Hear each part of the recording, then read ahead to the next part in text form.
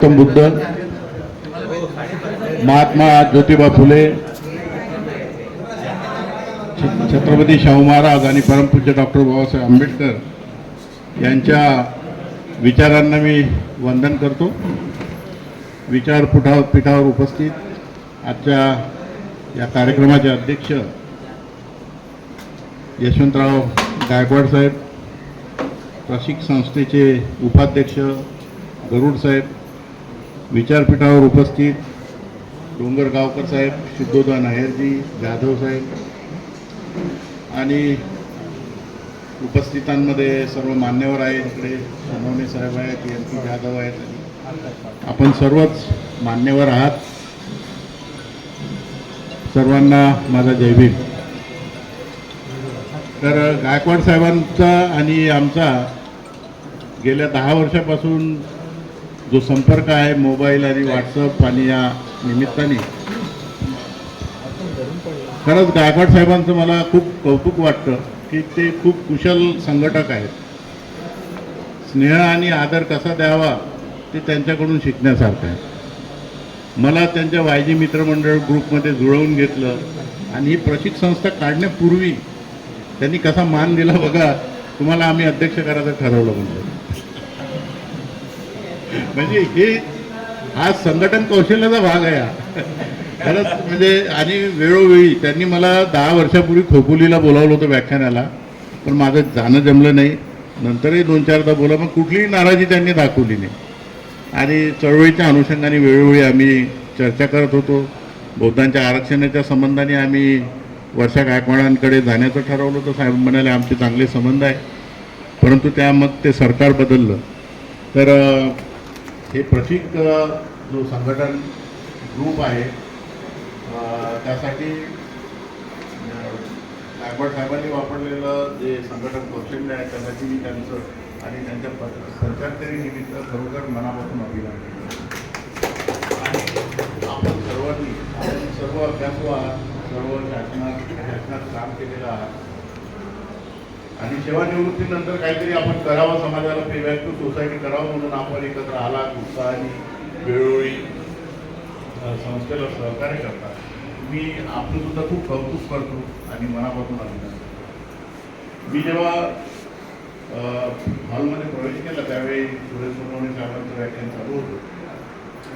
मी बौद्ध विवाह कायदा समितीमध्ये असताना सुरेश सोनवणे साहेब सहसचिव होते आणि त्यावेळी व्हिडिओ व्हायचा, पण म्हणजे यामुळे माझ्या लक्षात नाही आलं लवकर, मला आमचं खूप उजळणी झाली.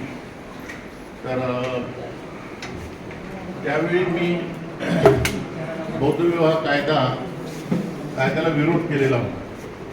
कारण डॉक्टर बाबासाहेब आंबेडकरांना समान नागरी कायदा पाहिजे होता आणि ज्यावेळी हिंदू विवाह कायदा तयार होत होता त्यावेळी बौद्ध, जैन, शीख बाबासाहेबांना भेटायला गेले होते. थोडं विषयांतर होईल पण 5 मिनिट सांगतोय, कारण ह्या पण कन्सेप्ट काही लोकांच्या अजून हे नाही आहे. तर त्यांनी म्हटलं होतं बाबासाहेबांना की आम्हाला ह्या हिंदू कायद्यामध्ये नको. तर बाबासाहेब म्हणाले की मी जेव्हा सर्वांना एकत्र ठेवण्याचा प्रयत्न करतो तेव्हा तुम्ही फुटीरतेचे बीज पाडू नका.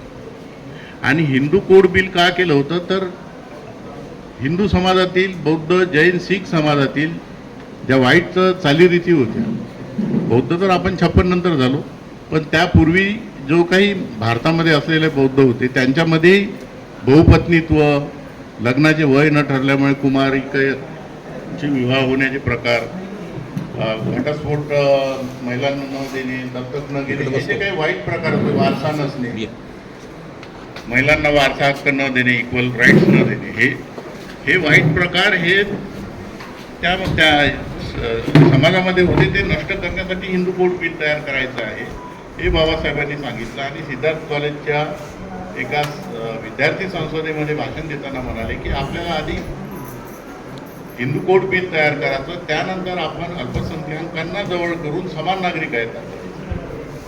आणि कॉन्स्टिट्यूशनमध्ये सुद्धा असेंब्लीमध्ये त्यांनी समान नागरी कायद्याचा पुरस्कार केला. मुस्लिम खासदारांना त्यांनी सडेतोड उत्तर दिली. शिवाय त्यांनी एक सांगितलं होतं की कुठल्याही धर्माचा कायदा करत असताना त्या धर्माच्या धर्मगुरूंची गुरुचे काही उपदेश पाहिजे. कोणता पण धर्मगुरूचे उपदेश आणि धार्मिक कायदा हे एका नाण्याच्या दोन बाजू आहेत. जसं मोहम्मद पैगंबरांनी लग्न कसा, निकाह कसा होईल, घटस्फोट कसे, हे सर्व जे त्यांचे नियम सांगितलेले शरियामध्ये किंवा अशा रीतीचे नियम किंवा येशू ख्रिस्तानी जे 10 कमांडमेंटमध्ये जे काही सांगितलं असे नियम हे बुद्धांनी, महावीरांनी आणि शिखांच्या 10 गुरूंनी सांगितले नाही की लग्न कसे करावे किंवा त्यांनी ज्या जुन्या प्रथा होत्या म्हणजे सामाजिक एक सांस्कृतिक प्रथा आणि धर्म यात फरक असतो. तर ह्या सांस्कृतिक चालीरीतींमध्ये बदल केला नाही असं त्यांचं म्हणणं होतं. उदाहरणार्थ तुमच्या समजण्यासाठी सांगतो की बुद्धाच्या काळात किंवा काळापूर्वी आईच्या भावाला जर मामा म्हणत होते तर बुद्धांनी काका म्हणायला नाही सांगितलं. निषिद्ध मॅरेजेसचे जे काही रिलेशन्स आहे म्हणजे भावा बहिणीचं लग्न होणार नाही, काका पुतणीचं लग्न होणार नाही, हे जे निषिद्ध नाते संबंध आहे हे बौद्ध, जैन, शीख, हिंदू यांच्यामध्ये सारखेच आहे.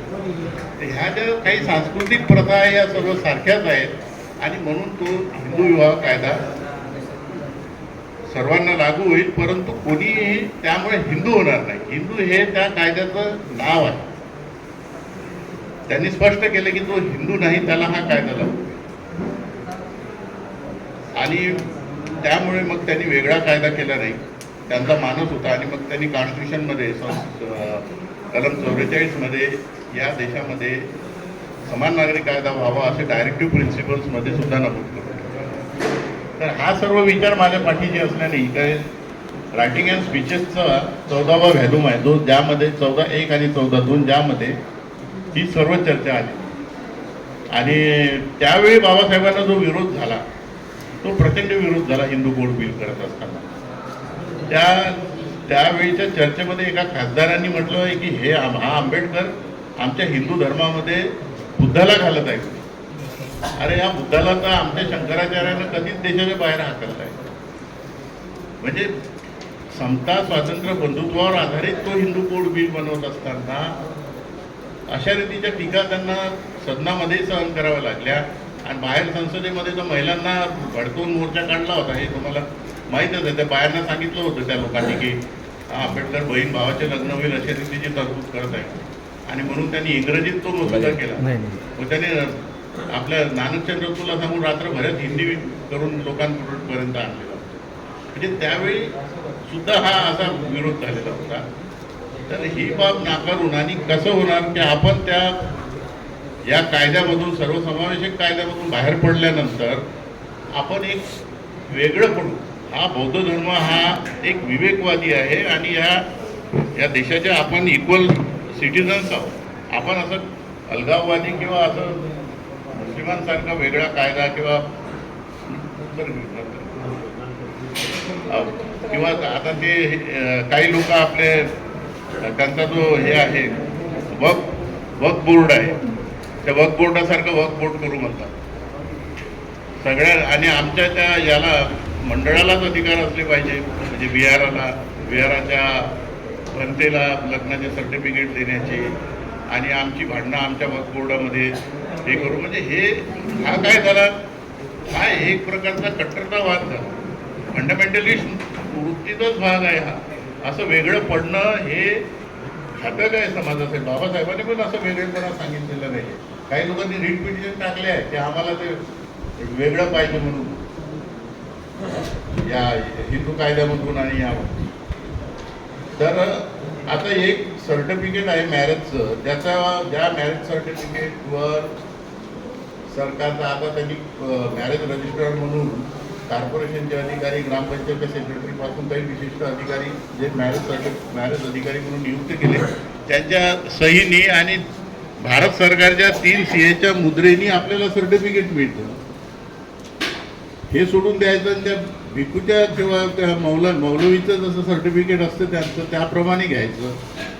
बाकी लोकांनी म्हणजे इथल्या मराठा, ब्राह्मण, OBC सगळ्यांनी चॅरिटी कमिशनकडे जायचं आणि तुम्ही इकडे वक्फ बोर्डाकडे जायचं. म्हणजे हा फुटीरतावादी जो विचार आहे हा मला पसंत पडला नाही आणि त्याचाच तो भाग होता वेगळ्या कायद्याचा. म्हणून मी त्यावेळी प्रचंड विरोध केला. 13 लोक होते त्या समितीमध्ये. ते टेबल सुरेश सोनवणे साहेब सांभाळत होते. तर त्या 13मध्ये मी एक माणूस होतो की हे सगळे विचार मांडत होतो. बडोले साहेब त्याचे अध्यक्ष होते. मी नोट्स काढून मग माझ्यावर ते भडकले. ते म्हणले तुम्ही हा विरोध करता, तुम्ही मेंबर आहे. मी म्हटलं हा माझा विरोध नाही, हे बाबासाहेब काय सांगतात ते मी सांगतो, तुम्हाला पटलं तर करा, पण याचा विचार जरूर करा. मग ते पुढे पुढे मला मला वाटतं त्यांनी नवीन समिती केली, मला गाळलं. तर नंतर मग त्यांनी काही लोकांना बौद्ध विवाह कायद्याचं घटनाकार व्हायचं, त्याचे जनक म्हणून मिरवायचं होतं. त्यांनी ते ड्राफ्ट बनवला आणि बार्टीला दिला त्याच्यावर ओपिनियन घेण्यासाठी. मग तिकडे नागपूरकडे वकिलांनी निषेध केला, महिला संघटनांनी निषेध केला आणि जाणकारांनी निषेध केला की बा हे बाबासाहेबांच्या विचाराच्या विरुद्ध आहे. सगळं अपोजिट तिकडे ओपिनियन आलं त्याच्यावर आणि मग ते सगळं त्यांचं पार केलं. आता तर समान नागरी कायद्याचा हे आहे. आता यामध्ये काय लोकांचं काय म्हणणं आहे की बा आम्हाला जसं फॉर्म भरायचं आहे तर त्यामध्ये आम्हाला लिहावं लागतं की हिंदू कोणत्या पद्धतीनं लग्न झालं तर हिंदू विवाह कायदा. ठीक आहे, आता काही लोकांना फार हिंदू विवाह कायदा म्हणताना अवकळल्यासारखं वाटतं. ॲक्च्युली तो तर लिगल सब्जेक्ट, लिगल नॉमिनिक्लेचर आहे. पण आता समान नागरी कायदा आला तर तेही चाललं जाईल. ते म्हणायचा अधिकार म्हणजे संबंधच येणार नाही ना. हिंदू कायदा, हिंदू विवाह, हिंदू वारसा, Hindu adoption and maintenance act हे हिंदू शब्द राहणारच नाही. त्यामुळे आणि विवाहाचा काही लोकांना मोठा प्रश्न पडतो की बा हे आम्हाला बौद्ध पद्धतीचे विवाह लागू नाही आहे किंवा ते कायदेशीर नाही. तर बेबी जगताप वर्सेस जयंत जगताप नावाचं जे एक प्रकरण झालं साहेबांना माहिती, त्या प्रकरणामध्ये मुंबई उच्च न्यायालयाने म्हटलं की हे जे काही बौद्ध विवाह पद्धतीचे विवाह हे सगळे कायदेशीर आहे आणि त्यामुळे तो प्रश्नच राहिला नाही की हे बौद्ध विवाह गैरकायदेशीर आहे किंवा त्याला हे. यांनी बौद्ध विवाह कायद्याची मागणी करत असताना अनेक गैरप्रचार केले की हे बौद्ध विवाह गैरकायदेशीर आहे, बौद्धाच्या पत्नीला लिगल स्टेटस नाही, याच्याही पलीकडे जाऊन रखेलसारखा स्टेटस आहे बा, अशा रीतीचा सुद्धा त्यांनी प्रचार केला. पण हे साफ खोटं आहे. त्यावेळी न्यायालयाने जे काही मत मांडलं त्यावेळी काही मान्यवरांची मतं घेतली होती. त्यामध्ये त्यांनी सांगितलेलं होतं की ही जी पद्धती आहे म्हणजे त्रिशरण होतं, पंचशील होतं, शुभ्र वस्त्र धारण केल्या जातात, 3 वेळा साधुकार होतो, ही 1956 पासून चालत आलेली परंपरा आहे. त्यामुळे ही परंपरा हिंदू विवाह कायद्याच्या कलम 7(1) प्रमाणे कायदेशीर आहे असं मुंबई उच्च न्यायालयाने 1982लाच म्हटलं. त्यामुळे परत वेगळ्या कायद्याची गरजच नाही आहे आणि म्हणून आपण बाबासाहेबांच्या विचारांशी चाललं पाहिजे असं माझं मत आहे. 1 मिनिट. सॉरी.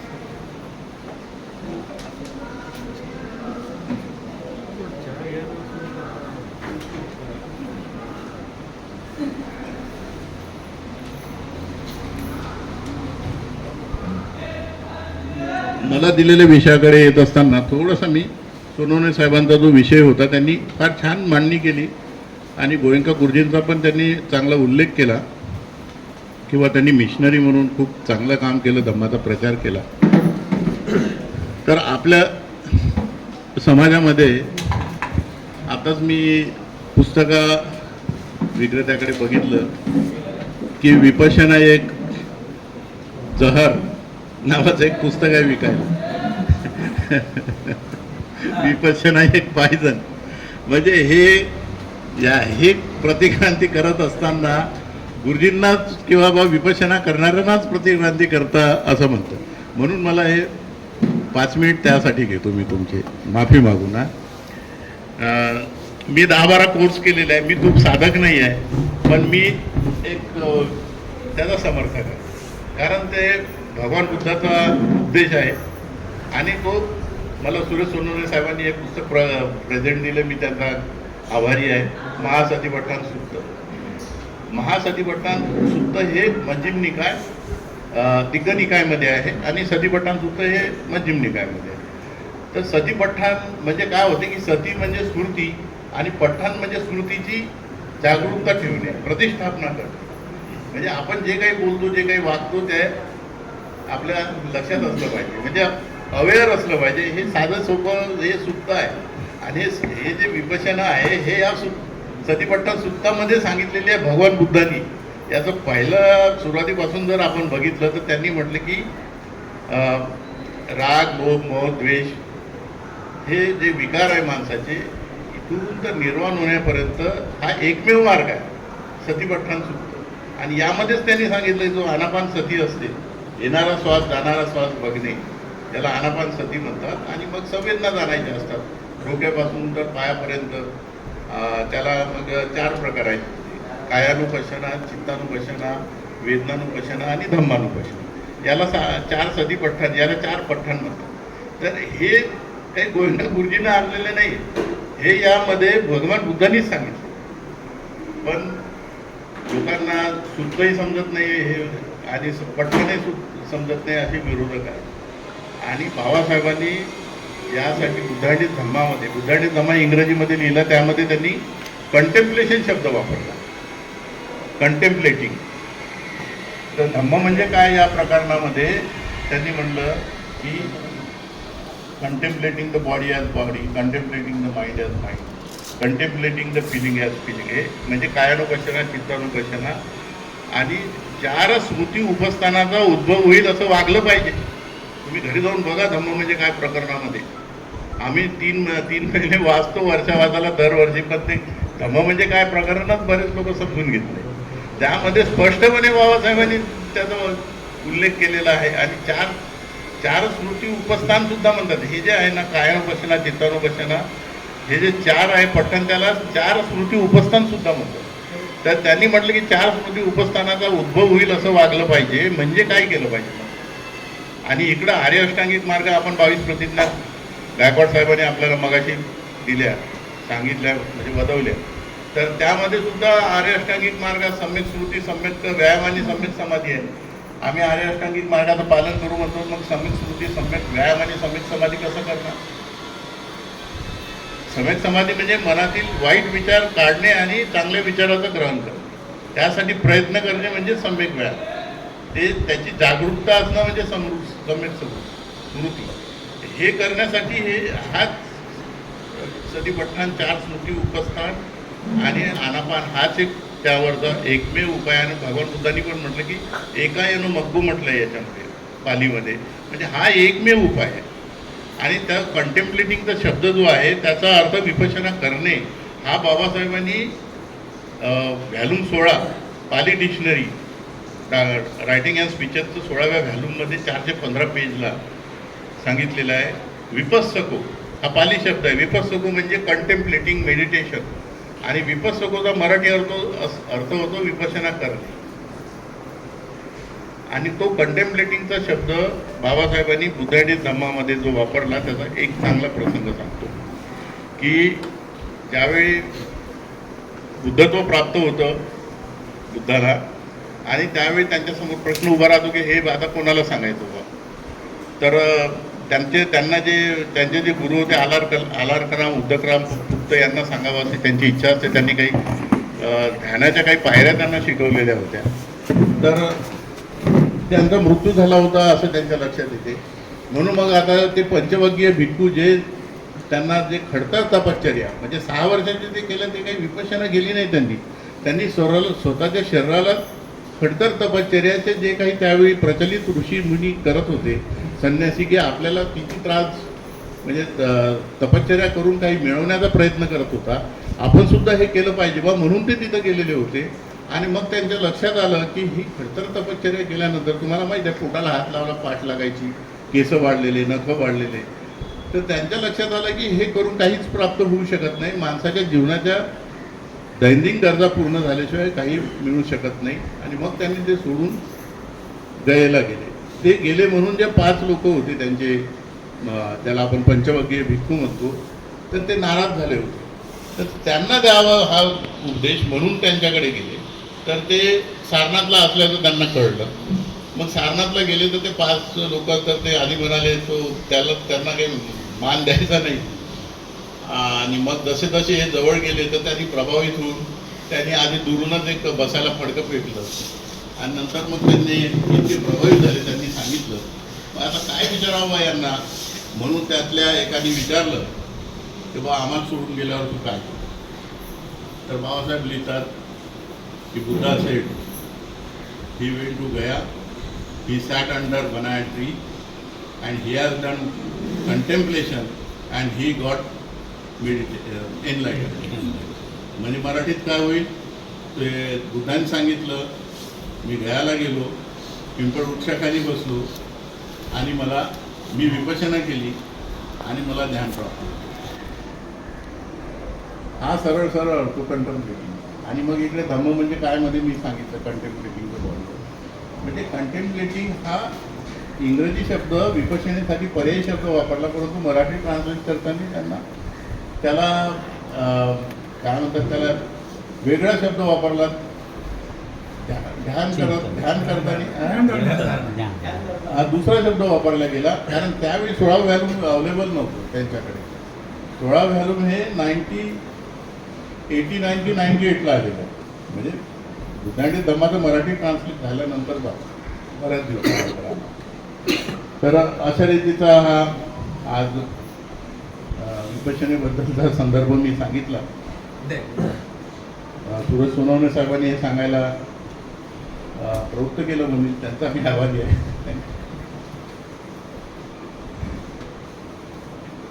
तर हे विरोधक जे आहे ना, हे चुकीचा प्रचार करतात की बाबासाहेबांनी विपश्यना नाकारली, विपश्यना सांगितली नाही. 4 डिसेंबर 1954चा उल्लेख करतात की 4 डिसेंबर 1954ला बाबासाहेबांनी म्हटलं की विपश्यना हे समाजाला घातक आहे, असा त्यांच्या त्या याच्यामध्ये ओघ असतो. तर जे रायटिंग अँड स्पीचेसचा जो व्हॅल्यूम आहे त्याच्यामध्ये जे रंगूंचं भाषण आहे त्याच्यामध्ये मेमोरंडम दिलेलं आहे. ते त्यांनी दोन मेमोरंडम दिले होते, 1 आणि 2, ज्यामध्ये भारतामध्ये बुद्ध धर्माचा उदय कसा होईल, पुनर्जीवित कसा होईल असा त्यांचा तो प्रोग्राम होता. त्यामध्ये अनेक मुद्दे दिले की काही लोक असे राहतील जे पगारी राहतील, मिशनरी वर्क करतील धर्माचा प्रचार करायला, बाप्तिस्मासारखी एक सिस्टीम पाहिजे, असे त्यांनी अनेक मुद्दे त्यामध्ये सांगितले. त्यात एक असा मुद्दा सांगितला की मला एक ग्रंथ पाहिजे जो बायबल सारखा एक ग्रंथ पाहिजे आहे जो हाताळता येईल. कारण 72 ग्रंथ जे आहेत बुद्ध धर्माचं एवढं मोठं साहित्य एक माणूस वाचू शकत नाही. तर असा हा ग्रंथ लिहायचा आहे. तो ग्रंथ लिहिताना आपण बुद्धाचा सामाजिक विचार त्यामध्ये येईल याची आपण काळजी घेतली पाहिजे, त्यावर भर दिला पाहिजे, एम्फॅसिस केलं पाहिजे. मी यासाठी हे जोर देऊन सांगतो की आता म्हणजे बाबासाहेब मी यासाठी इंग्रजीत आहे ते, मी यासाठी हे जोर देऊन सांगतो की आता मी जे बघतो ते मेडिटेशन, कंटेम्पलेशन आणि अभिधम्म यावरच खूप भर दिलं जातं. या मार्गाने जर आम्ही भारतामध्ये बौद्ध धम्म प्रस्तुत करू, म्हणजे इंट्रोड्यूस करू, तर ते आमच्या चळवळीसाठी घातक ठरेल. ग्रंथ लिहिण्याची ती योजना होती. एखादा ग्रंथ लिहिताना लेखक एक योजना आखतो की या ग्रंथामध्ये आपल्याला वाचकांवर कोणता प्रभाव टाकायचा आहे, आणि त्या अनुषंगाने ती योजना दिली की यामध्ये हा भाग जो आहे मेडिटेशनचा, कंटेम्पलेशनचा, हा अधिक असू नये. तर या मार्गाने, कारण त्यावेळी जे आहे 54ला तिकडे ते बघितले त्यांनी, जे भिक्षू लोक होते ते जंगलात जाऊन ध्यान करायचे, आणि इथं काय गरज होती आपल्याला शिक्षणाची, नोकरीची, प्रबोधनाची. धम्मसुद्धा माहीत नव्हता. आपण सगळे लोकांनी भिक्षू जर ह्याच मार्गाने जर तिथे जाऊन बसले असते मेडिटेशनला, तर ही प्रगती नसती झाली ना. हा सगळा विचार करून त्यांनी ते नाकारलं नाही, यावर अधिक भर द्यायचा नाही. कशामध्ये ॲक्च्युली ते त्यांनी ग्रंथामध्ये म्हटलेलं आहे. तो पॅरा नीट वाचत नाही लोक, आणि त्यावर बाबासाहेबांनी नाकारलं करून मोठमोठे पुस्तकं लिहितात आणि हे विष आहे म्हणून लिहितात. तर याचे जो धम्माचा प्रचार करण्याचा जो आपण मगाशी मुद्दा काढला, तर इगतपुरी किंवा ग्लोबल पॅगडाला जर तुम्ही कधी बघाल तर तिथले 40% लोक बुद्धिस्ट असतात आणि 60% लोक नॉन बुद्धिस्ट आणि ते 60% लोक जरी बौद्ध होणार नाही पण बुद्धाविषयी एक पॉझिटिव्ह अप्रोच घेऊन जातात. अशी परिस्थिती काही ठिकाणी मी बघितली की बुद्धाचं नाव सुद्धा चालत नाही, तो दुष्ट आहे वगैरे वगैरे गैरप्रकार खूप करून ठेवलेले. अशा परिस्थितीमध्ये लोक ठीक आहेत. आज अरविंद केजरीवाल तिथे येऊन बसतो, ती प्रियंका गांधी तिकडे राजस्थानच्या एका सेंटरला ट्रस्टी आहे, राहुल गांधी, म्हणजे मोठमोठे लोक करतात त्यांच्या बुद्धाविषयी होणारा आहे. पण आपल्याला ते सुद्धा चालतं ना, आपण काही न करता दुसऱ्याला सांगणं किती कठीण आहे. तिथं गोयंका गुरुजीने अशी सिस्टीम बनवली, 10 दिवस तिकडे आले, पहिले त्यांना ते मैं बोलता हो ऐसा बोलो, नमो तसपासून पानादी पाचापासून 5 प्रतिज्ञा दिल्या जातात, त्याचे गंडे दोरे तोडल्या जातात आणि 10 दिवस बोलायचं नाही, कुठं जायचं नाही, दरवाजे बंद आणि 10 दिवस बुद्ध शिकवले जातात. पारामिता, 10 पारामिताचा अभ्यास कसा करायचा, 10 पारामिता पण समजत नाही लोकांना. नैष्क्रम्य पारामिता आहे, शांतीची पारामिता आहे, ह्या पारामिता पूर्ण करायचं अष्टांगिक 22 प्रतिज्ञेमध्ये म्हटलं आहे बाबासाहेब. मी 10 पारामिताचा अभ्यास कर, तिथं पारामितांचा अभ्यास होतो, आर्य अष्टांगिक मार्गाचा अभ्यास होतो, हे सर्व होतं. आणि प्रवचनांमध्ये 10 दिवसाचे जे प्रवचन आहे ना, त्या प्रवचनांमध्ये एक मार्गदर्शन होतं आणि मग त्यानंतर 3 कोर्स केल्यावर एक सतीपठण नावाचा एक कोर्स असतो, त्यामध्ये प्युअरली या टेक्निकची माहिती दिली जाते. आणि नंतर मग जे लॉंगर कोर्स आहे तिथं हे टोटली बुद्धिस्ट जे आपलं तत्व आहे, बुद्धाचे जे काही उपदेश आहे हे सांगितलं. तर याच्यावर टीका जर कोणी करत असेल तर त्याला सडेतोड आपण उत्तर दिलं पाहिजे. आता आजच्या आपण विषयाकडे वळूया. सगळ्यात आधी आपण क्रीमी लेअरचा विषय घेऊया. डोंगरगावकर साहेबांनी क्रीमी लेअरच्या विषयावर आणि वर्गीकरणाच्या मुद्द्यावर अगदी मुद्द्याचं बोलले की कुठलाही डाटा उपलब्ध नाही, कुठलाही सर्वे झाला नाही, असं असताना सुद्धा तुम्ही क्रीमी लेअर लावा किंवा वर्गीकरण करा म्हणता. कुठल्याही एखादं ओपिनियन देत असताना तसा अहवाल पाहिजे, अनुसूचित जाती आयोगाचा अहवाल किंवा काहीतरी समिती पाहिजे, त्याचा अहवाल, सर्वे पाहिजे. असा सायंटिफिक डाटा नसताना तुम्ही म्हणता की वर्गीकरण करा, तुम्ही म्हणता की क्रीमी लेअर लावा, तर हे अगदी संविधानाला धरून नाही. मगाशी आपले जाधव साहेबांनी म्हटलं की त्या आमचे मुलं चांगल्या कॉन्व्हेंटला शिकले आणि असं सर्वसाधारण आपल्याला वाटू शकतो किंवा चांगल्या आपली गरीब मुलं शिकले तर ते गरीब मुलांशी मुलं कसं काय कॉम्पिट करतील. डोंगरगावकर साहेबांनी सांगितले की गरीब मुलं त्यांच्या शाळेत 85% मार्क. मुलाच्या व्यवसाय, आईवडिलाच्या नोकरीचा, व्यवसायाचा आणि मुलाच्या बुद्धिमत्तेचा काही एक संबंध नाही. कित्येक सनदी अधिकाऱ्यांचे आणि अधिकाऱ्यांचे मुलं, श्रीमंतांची मुलं काहीही प्रगती केलेली नाही. आता असं नाही म्हणता येणार, मंदबुद्धीच म्हणणार नाही, पण ही कम्पॅरिझन होऊ शकत नाही.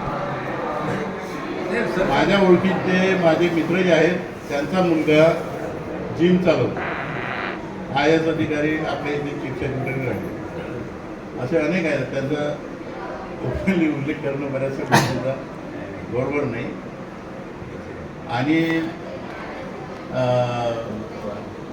त्यामुळे अनेक मुलं अशी आहे, आता आपण पेपरलाही वाचतो की ते स्पर्धा परीक्षेमध्ये UPSC MPSC मध्ये श्रीमंत मुलांपेक्षा, अधिकाऱ्यांच्या मुलांपेक्षा चांगले मार्क्स घेऊन पास होतात आणि नियुक्त्या होतं. UPSC मध्ये तर अनेक सर्वसामान्य कुटुंबातले मुलं टॉपर झाले.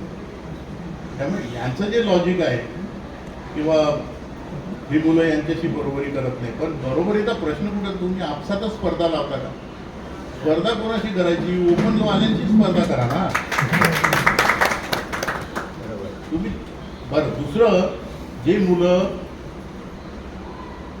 टॉपर येतात म्हणजे गुणवत्तेनं अधिक असतात, मेरिट असतात, मग त्यांना तुम्ही ओपनमध्ये निवड करण्याची जी सिस्टीम आहे त्याला खीळ लावलेली आहे. आता एक सुप्रीम कोर्टाचं जजमेंट आलं मध्ये की त्या मुलांनी मागासवर्गीय मुलांनी जर फीमध्ये सवलत घेतली असेल, वयाची सवलत घेतली असेल किंवा अटेम्पची सवलत घेतली असेल, तर त्याला जर जास्त मार्क्स असतील तर त्याला ओपनमध्ये घ्यायचं. आता जजमेंट दिली. आता फी भरताना पोरं फॉर्म असतो 500 रुपये ओपनची फी असेल, 250 रुपये SC ची फी असेल, तर तो 250 टीक मारून चालला फॉर्म भरत. आणि तुम्ही इकडे SC लिहिलं आणि इकडे 250 नाही लिहिलं तर तो कॅम्प्युटर पण फॉर्म देत नाही, अशी सिस्टीम करून ठेवली आहे. आणि ही किती तकलातून कारण आहे हो. तर तुम्ही कमी फी घेतली म्हणून तुम्हाला ओपनमध्ये घेतल्या जाणार नाही म्हणजे काय आहे? किती तुमची बुद्धी म्हणजे काय एकदम. तर हे असं आहे. हे का केलं आहे? हे अडथळे निर्माण केले आहे ह्या नियम. ॲक्च्युली हे डायरेक्टिव्ह प्रिन्सिपल्समध्ये आर्टिकल 335 मध्ये ह्या सुविधा देण्याचं लिहिलेलं आहे. आणि हे त्या परीक्षेपर्यंत नेण्यासाठी आहे ना. हे कॉम्पिटिशन तर दोघे सारखेच पेपर देतात, सारखेच इंटरव्ह्यू देतात. आता ह्या मुलाला जास्त मार्क मिळाले तर त्याला कमी मार्कामध्ये टाकून बॅकवर्डमध्ये टाकणं, हा जो ही जी पद्धत आहे अडवणुकीची, ह्या पद्धतीच्या विरुद्ध तुम्ही का नाही बोलत? महिला डेप्युटी कलेक्टर होती, गोष्ट मंत्रालयात आंदोलन. एक डेप्युटी कलेक्टर शिवाय सिलेक्टेड UPSCची, की जेव्हा त्याला पोस्टिंग द्यायची मिळाली तेव्हा त्याला सांगितलं गेलं की तुला शेड्यूल कास्ट असून तू ओपनमध्ये घेतली आली, तुला नाही घेणार. ही सत्य घटना घडलेली आहे मंत्रालयामध्ये. पण आता असा तो त्यावेळी नियम होता, नियमाचं पालन होत नव्हतं, ते करून घेतलं जात होतं. कधी कोणी जजमेंटमध्ये हायकोर्टात जाऊन जजमेंट्स मिळवत होते. पण आता सुप्रीम कोर्टानेच दिलं या 2 महिन्यात. म्हणजे हे बॅरियर काढायला पाहिजे की तो फी सवलत घेऊ, अटेम्पमध्ये घेऊ की एजमध्ये, त्याला मेरिट आला असेल तर त्याला जर त्यांनी ओपनमध्ये घेतलं तर हे जे क्रिमी लेअर म्हणता तुम्ही की बा सामान्य कुटुंबातल्या मुलाला स्पर्धेचा जो विषय येतो तो विषयच राहत नाही ना. समजलं का? जो जास्त आला तो पुढे जाईल ना. आणि ह्या मुलांना जर तुम्ही क्रिमी लेअर लावलं, 8 लाखाची मर्यादा आता सध्या क्रिमी लेअरची. 8 लाख कोणाचा पगार नाही, शिपायाचा पगार सुद्धा 8 लाख होता. आज पेन्शन आम्हाला म्हणजे 1.25 लाख रुपये पेन्शन मिळेल. म्हणजे 8 लाखाची मर्यादा लावून जर तुम्ही 8 लाखाची मर्यादा लावून जर एवढ्या मोठ्या समूहाला त्याच्यापासून डावलत असाल तर दुसरा एक फार गंभीर असा मुद्दा असा आहे, इथले जे निवड मंडळ आहे ते इतके निष्पक्ष आहे का? तो मेरिटमध्ये रिटर्नमध्ये पास झाल्यानंतर जेव्हा तो पर्सनलमध्ये जातो त्याच्या टेबलवर, त्याच्या समोर तिथं सगळा डाटा असतो त्याचं नाव, गाव, कुठे राहतो, भीमपुरा म्हटलं, आडनाव कांबळे म्हटलं, तो किती हुशार असेल त्यांना रिटर्नमध्ये आल्यानंतर पर्सनलमध्ये गाडण्याचे सगळे तंत्र. म्हणजे हे निष्पक्ष नाही ना. आमचे मुलं हे मेरिटमध्ये आलेले कुठं कंपन्यांमध्ये घेतले जातात. त्यांना तिथे पण त्यांची एक टेस्ट असते, दुसऱ्या टेस्टला काढतात, पहिल्या टेस्टला पास होतात आणि दुसऱ्या टेस्टला कित्येक मुलं मला फोन करून सांगतात. बी झालेले इंजिनियर मुलं, चांगले मार्क्स असलेले हुशार टॅलेंटेड मुलं प्रायव्हेट कंपन्यांमध्ये घेतल्या जात नाही. ह्या काही कंपन्या ज्या आहेत ज्यांचे मालक हे गोदरेजसारखे पारशी वगैरे जे आहेत त्या कंपन्या थोड्याशा सॉफ्ट कॉर्नर ठेवून आहे. बाकी बऱ्याचशा कंपन्यांमध्ये मुलांना कास्टमुळे घेतल्या जात नाही. घेतलं तरी तिथे भेदाभेद अशी परिस्थिती आहे. तर तिकडे पण सुरू केलं आहे त्यांनी. आता हे थोड्या रिझर्वेशन आहे म्हणून आपले 13% लोक महाराष्ट्रात जातात, सेंटरमध्ये 15% जातात आणि तो हक्काने जातो. म्हणून हा हक्क नाकारता येत नाही, कारण हे लोक बदललेले. शिवाय महत्त्वाचं म्हणजे कॉन्स्टिट्यूशनमध्ये ते नाही आहे.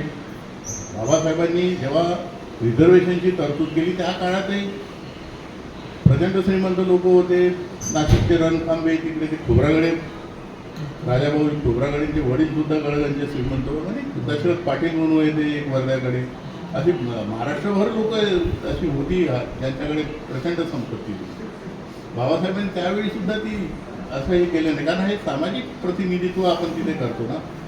आणि बाबासाहेब काय म्हणाले की बेसिक गोष्ट काय बाबासाहेबांनी सांगितलं, सरकारी नोकरीतला 3 भाषणं आहे, मोक्याच्या जागा पटकवा, हे बाबासाहेब म्हणाले. ते काय म्हणाले की बाबासाहेब म्हणतात की जो समाज सरकारी नोकरीमध्ये असतो त्याची ऊर्जिता अवस्था होते, म्हणजे त्याची प्रगती होते. पुढं बाबासाहेब काय म्हणतात की ब्राह्मणांचं महत्त्व यासाठी आहे की ते सरकारी नोकरी, म्हणजे बाबासाहेबांनी हे ओळखलं होतं की जो समूह गव्हर्नमेंट सर्व्हिसेसमध्ये असतो, नोकऱ्या ठीक आहे आता प्रायव्हेटमध्ये जातात आणि बिझनेस पण आहे, पण जो समूह या सर्व्हिसेसमध्ये असतो त्याचा एक दबदबा निर्माण होतो आणि समाजालाही ते आपल्याला बॅकिंग आहे असं वाटतं आणि एक इमेज तयार होते. ब्राह्मणांचं महत्त्व ते सरकारी नोकऱ्यात आहे म्हणून आहे असं जे बाबासाहेब भाषणात म्हणतात, तर त्याचा अर्थच तो आहे की तुमचं महत्त्व त्यामुळे वाढेल. एकंदरीत समाजाची जशी माणसाची एक इमेज असते तशी सोशल इमेज असते की हा समाज अशा रीतीचा आहे, आज झाली आहे निर्माण, की आहे एज्युकेटेड आहे, कोणाचं ऐकत नाही वगैरे, म्हणजे झुकत नाही, गुलामी करत नाही. आमचे तुकाराम माने भटके मला नेहमी सांगतात, आम्ही मंदिराला जायचं म्हणतात, त्या मंदिराकडे कोणता आमचं शिष्टमंडळ घेऊन गेलो होतं, असंच कोपऱ्यात उभं राहायचो आम्हाला. आणि तुमच्या समाजाचं कुठलं शिष्टमंडळ आलं तर सगळे लोक बसायला जागा आणि चहा आणि हे या खूप धबधबा आहे बा, म्हणजे एक आहे इमेज आहे, एक चळवळीमुळे इमेज तयार झाली आहे की या समाजाला गृहीत न धरता कुठले निर्णय केले जाऊ शकत नाही, सत्ता नाही, काही नाही आपल्याला. तर हे एक इमेज, तशी एज्युकेशनची दबदब्याची ही इमेजची एक कल्पना होती बाबासाहेबांची, म्हणून म्हटलं तुम्ही सरकारी नोकऱ्यात जा आणि म्हणून मग त्यांनी हे रिझर्वेशन करून ठेवलं. आणि बाबासाहेबांनी एक फार मोठं महत्त्वाचं वाक्य नेहमी लक्षात ठेवा. बाबासाहेब काय म्हणतात की आरक्षण हे समतेसाठी आहे. बरेच आपली लोक बुचकळ्यात पडतात ना, म्हणतात की आरक्षण कसं काय समता येईल, न जातीभेद होईल, हे होईल. अरे आरक्षण हे समतेसाठी, याचा अर्थ काय की आरक्षणानं तुम्ही पुढे जाल, प्रगती होईल आणि त्यामुळे जातीभेद कमी होईल. आज जो काही जातीभेद कमी झालेला दिसतो, स्पर्शभेद किमान नाही आहे, हा कशामुळे आहे? ते लोक सुधारले म्हणून आहे का? आम्ही आमची प्रगती केली म्हणून हा जातीभेद कमी झाला आहे. हा हे लॉजिक आहे त्याच्यामध्ये आरक्षणावर, म्हणजे आरक्षण हे समतेसाठी आहे म्हटलं तर लोकांना असं वाटतं, हे लॉजिक आहे त्याच्यामध्ये. म्हणून हे रिझर्वेशन आहे, ते त्या समाजाचं प्रतिनिधित्व करणार.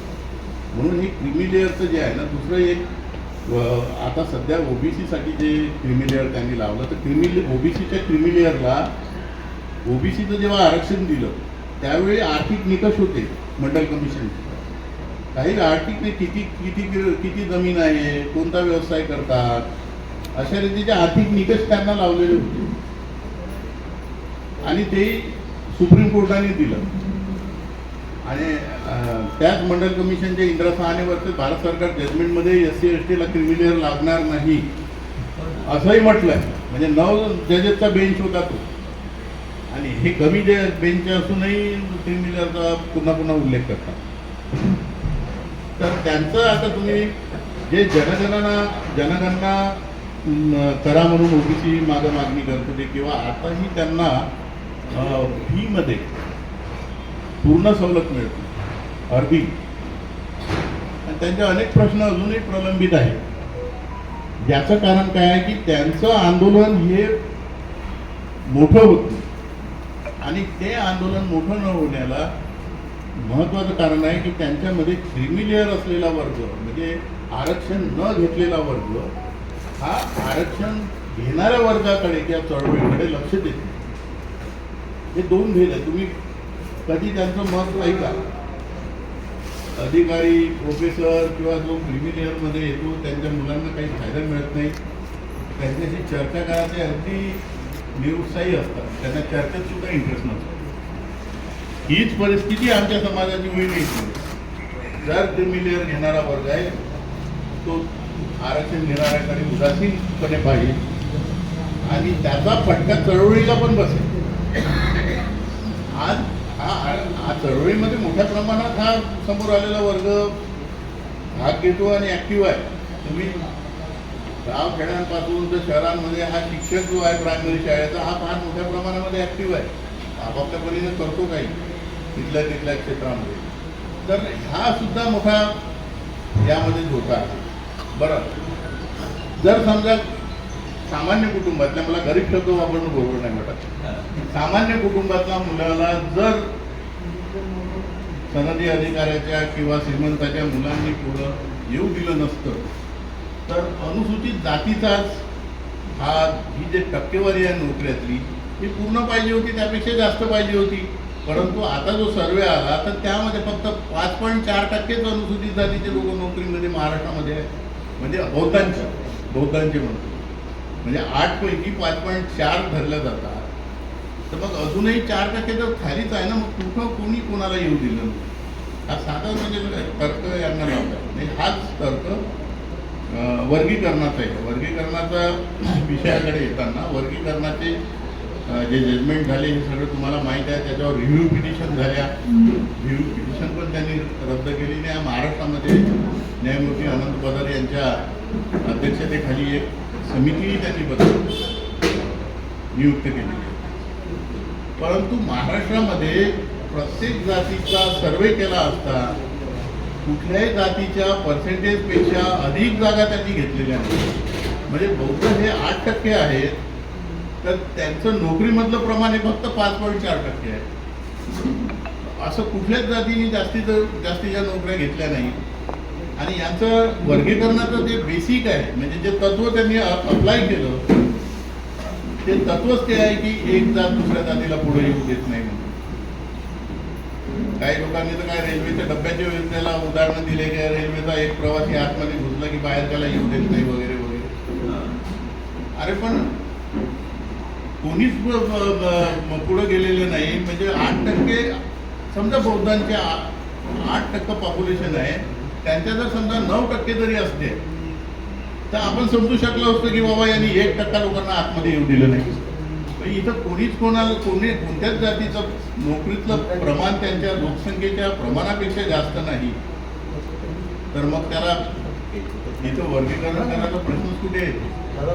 तर माझी अशी रिक्वेस्ट राहील की सरकारला आपण सांगितलं पाहिजे की इथे वर्गीकरणाची गरज नाही. तुम्ही ज्या निकषावर वर्गीकरण करू इच्छिता तुमच्या जजमेंटनुसार तर ते इथे लागू पडत नाही. महाराष्ट्रामध्ये जजमेंटची लागू पडते. कारण धोके कसे आहे ते सांगतो. धोके असे आहे की त्यामध्ये अ ब क ड करतील आणि क ड मध्ये जर तो बुद्धिस्ट असला तर त्या रोस्टरप्रमाणे अ ब क वाल्याचा पहिले नंबर लागेल ना क वाल्यासाठी काहीच राहणार.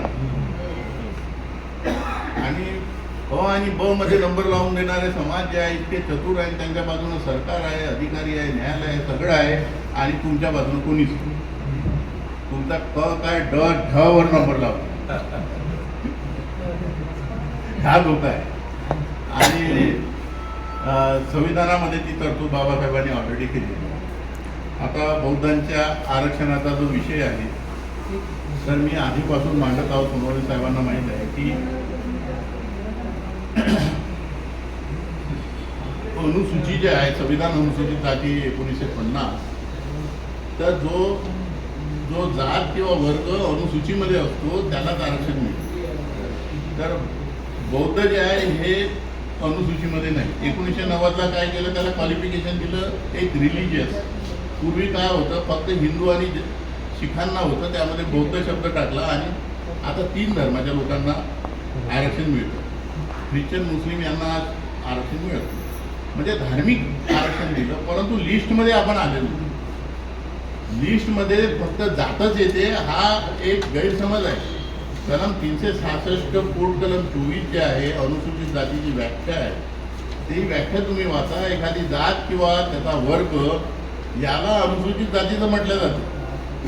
एक कास्ट ऑर इट्स ग्रुप हा जो कन्व्हर्टेड बुद्धिस्ट आहे फ्रॉम शेड्यूल कास्ट हा ग्रुप आहे. आणि 90ला जेव्हा आरक्षण दिलं त्याची त्याचं जे बिल केलं त्या बिलाचं उद्देश होता ऑब्जेक्ट. त्या ऑब्जेक्टमध्ये रामविलास पासवाननी ते तयार केलेलं सादर केलेलं जे बिल होतं त्या ऑब्जेक्टमध्येही त्यांनी म्हटलं की कन्व्हर्टेड बुद्धिस्टचे ग्रुप जो आरक्षणापासून वंचित आहे आणि म्हणून त्यांना आरक्षणाची गरज आहे असं त्या प्रिएम्बलमध्ये सुद्धा म्हटलं त्यांनी. तर धर्मांतरित बौद्ध किंवा Buddhist converted from schedule caste जो ज्या क्लासचा डोंगरगावकर साहेबांनी मला उल्लेख केला पीपल्स एज्युकेशन सोसायटीच्या बायलॉजमध्ये तो शब्द वापरलेला आहे बाबासाहेबांनी. तर तो एक ग्रुप आहे, तो जात होत नाही. त्यामुळे अनुसूचित जातीमध्ये तो ग्रुप टाकल्याने त्याची जात होत नाही. हा ग्रुप न आल्यामुळे बौद्ध लिहिल्यानंतर केंद्र सरकारच्या सवलती मिळत. महाराष्ट्रामध्ये 1960 पासून बौद्धांना बौद्ध म्हणून आरक्षण मिळतं. कन्व्हर्टेड बुद्धिस्ट म्हणून 7 नंबरचा जो नमुना आहे तो जातीचा, त्यावर महाराष्ट्रात काही अडथळा येत नाही. परंतु सेंट्रल गव्हर्नमेंटला जेव्हा नियुक्त्या होतात, मग ते एज्युकेशनल इन्स्टिट्यूटमध्ये असो की गव्हर्नमेंटमध्ये असो सर्व्हिसेसमध्ये, त्यावेळी मग तो दाखला चालत नाही. मुलांना ऐनवेळी मग तो बदलवून घ्यावा.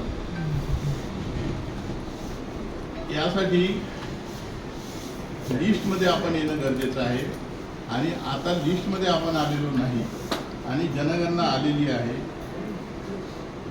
वर्गीकरणामध्ये प्रत्येकाला आपल्या आपल्या जातीची संख्या ही जास्तीत जास्त किंवा जी आहे ती दाखवणं गरजेचं आहे. काही लोक जर जातीचा उल्लेख करणार नाही तर तिकडे अनुसूचित जातीची म्हणजे कास्ट वाईज जी संख्या आहे म्हणजे मातंग, चर्मकार, ढोर, महार यांची संख्या जी ज्या प्रमाणात राहील त्या प्रमाणात त्याला वर्गीकरणामध्ये आरक्षण दिलं जाईल. कारण आरक्षण अजूनही समिती काही बरखास्त केलेली नाही त्यांनी. तर हा भविष्याचा विचार करून आपल्याला अनुसूचित जातीतील आज असलेली जात महार हे लिहिणं गरजेचं आहे सध्या. कारण तसा कायद्यात बदल झालेला नाही. त्यामुळे अस्तित्वात असल्या कायद्याप्रमाणे धर्म बौद्ध आणि जात महार लिहून आपली लोकसंख्या तिकडे वाढवणं, वर्गीकरणाच्या दृष्टीनं टक्केवारी जास्त घेणं हे गरजेचं आहे. कारण हे लिहिताना आपल्याला वेदना जरूर होतात, आपल्या स्वाभिमानाला ठोस पोहोचते याची मला जाणीव आहे. आम्ही खूप प्रयत्न केले 10-12 वर्ष की आपण हे महार लिहायचं नाही, बौद्ध म्हणूनच आपण आरक्षण घेतलं पाहिजे. परंतु वर्गीकरणाचा जेव्हा मुद्दा आला तेव्हा मरता क्या नाही करता या धोरणानुसार आपल्याला ते लिहिणं भाग आहे. अन्यथा तुमची लोकसंख्या जर 6% झाली तुम्हाला वर्गीकरणामध्ये 6% मिळेल. तर हा धोका आपल्याला लक्षात घ्यावा लागेल. आणि इतप्पर हे लिहिताना कोणाला जर मानसिक धक्का बसत असेल तर त्यांना जरूर लिहू नये. आपलं स्वास्थ्य आधी सांभाळा नाही का. आम्ही खूप प्रयत्न केले, कोणी ऐकायला तयार नाही. कोणी साधं त्या लिस्टमध्ये माझे तर पुस्तकं आहेत, लेख आहे की मला लिस्टमध्ये टाका, पण समजून घ्यायला तयार नाही. हा एक चांगली आनंदाची बातमी की आज आमचे मित्र डॉक्टर यशवंत चावरे सेवानिवृत्त न्यायाधीश हे दिल्लीला केंद्रीय लॉ मिनिस्टर आपले रामकृष्ण मेघवाल यांना भेटल्या. माझ्या मोबाईलमध्ये फोटो आहेत त्यांचे. आणि हा विषय त्यांना सांगितलं की वह महाराष्ट्र में ऐसा हुआ कि कन्वर्शन के बाद हम बुद्ध हो गए, लेकिन अब तो अभी भी महार लिखना पड़ता है, बड़ा इंसल्टिंग लगता है और वो लिस्ट में हम आना चाहिए. तर त्यांनी म्हटलं की ये कानून हम जरूर लाएंगे. आणि आज त्यांनी खूप वेळ दिली अनेक गोष्टी. तर त्यांनी आमच्या यशवंत चावरे साहेबांचं मी इथे खरंच अभिनंदन करतो की ते तिथे आजही दिल्लीला आहेत, कालपासून भेटत आहेत आणि त्यांना बरीच वेळ दिली, सगळा विषय समजून घेतला. आणि ये पहली बार हमको मालूम हुआ म्हणतात म्हटलं ये कोई किसी ने बताया नहीं अभी तक, क्यों नहीं बताया. तर हा विषय दिल्लीपर्यंत आपण नेलेला आहे. हा विषय जर सुटला, पण 26 जवळ आलेला आहे जनगणना आणि त्यामुळे तो विषय एवढ्या लवकर सुटणं शक्य नाही. त्यामुळे आपण आपल्या तयारीनं राहायला पाहिजे. ब्रिटिशांच्या काळात जे कायदे होते ते सगळे काही भारतीयांना मान्य होते असं नाही, पण ते कायदे पाळावे लागत होते. म्हणून आज जो कायदा आहे तो आपल्याला मान्य नाही, धर्मबौद्ध जात मान्य, पण रूल ऑफ द लॉ प्रमाणे त्याला पाळावं लागेल तर तुमची संख्या वाढेल. आपल्याला मुत्सद्दीगिरीनं वागलं पाहिजे, आपल्यालाही डिप्लोमसीनं वागून आपली लोकसंख्या वाढवली पाहिजे. त्यांनी किती खटाटोप करून वर्गीकरण काढलं हो.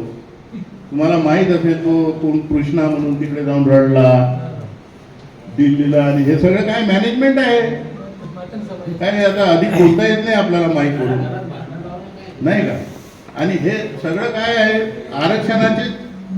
आरक्षणाला म्हणजे छिन्न विछिन्न करून टाकायचं, तुकडे करायचे, इकडे वर्गीकरण करायचं, तिकडे क्रिमी लेअर करायचं, आणि सगळा सत्यानाश करायचा. आणि एक दिवस म्हणायचं की हे बंद करा, आता आर्थिक आधारावर देऊ. हे सगळं त्यांचा आधीपासून विरोध होता, त्यांचे हे प्रयत्न आहे. आणि जेव्हा जेव्हा आमची प्रगती होते तेव्हा तेव्हा असेच फार मोठ्या प्रमाणामध्ये अडथळे आणले जातात. तुम्हाला माहीत आहे की महार बटालियनवर कशी बंदी आणली होती. महाराजांनी तिथल्या ब्रिटिशांना राज्य मिळवून दिलं, भीमा कोरेगाव केलं, आणि 1895ला सगळ्या महाराजांना पेन्शनमध्ये काढलं. का तर त्यांना इतर लोकांनी सांगितलं होतं की हे मिलिटरीमध्ये राहिले तर इथे तुम्हाला राज्य करता येणार नाही, आणि मिलिटरीमध्ये असताना त्यांची प्रगती झाली होती.